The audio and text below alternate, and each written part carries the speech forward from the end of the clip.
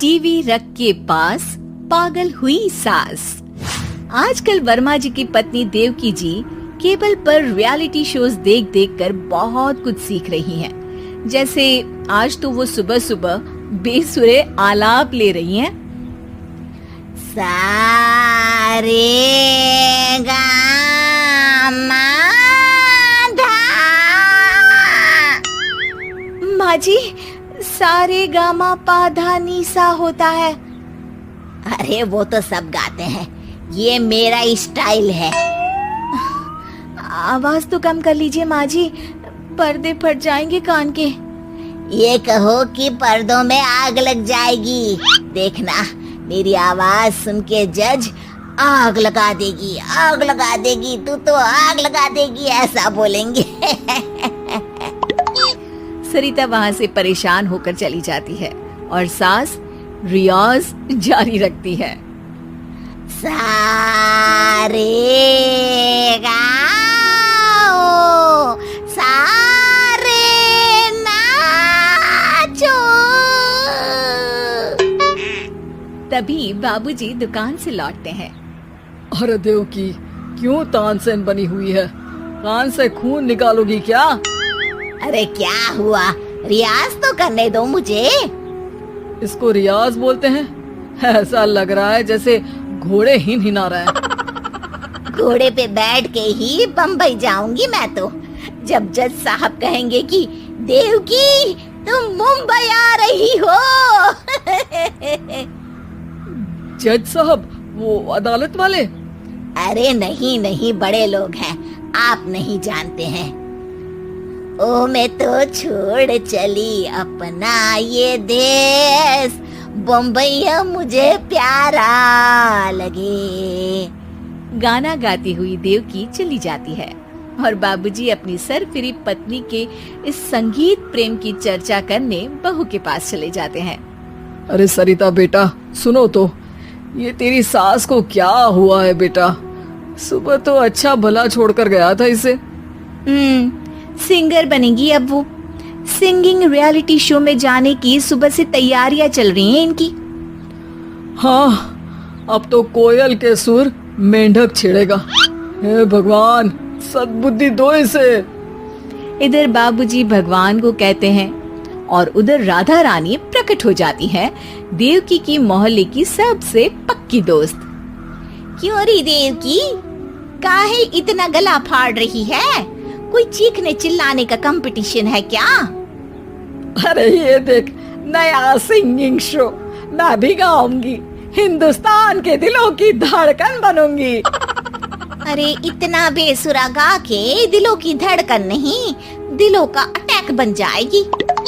इससे तो अच्छा है कि नाच ही ले। वैसे भी दिन भर मोहल्ले में नाचती तो रहती है तू, कभी इसके घर कभी उसके घर। देवकी को समझ में आ जाता है कि उसका गाना किसी को पसंद नहीं आ रहा।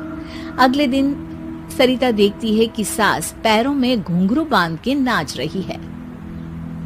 अरे माँ जी, क्या मंजुलिका बनी हुई है आज आप?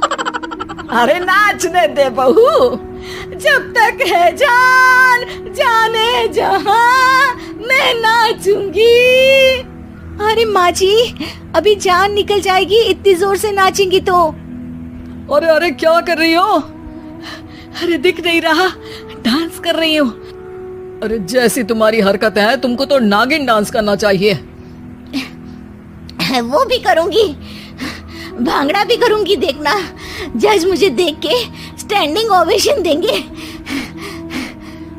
हाँ, स्टैंडिंग ओवेशन तो देंगे ही, ताकि खड़े होकर वहाँ से भाग सके तुम्हारा डांस देखकर। अरे कुछ ढंग की चीज करो, ये रोज क्या नया शुरू कर देती हो?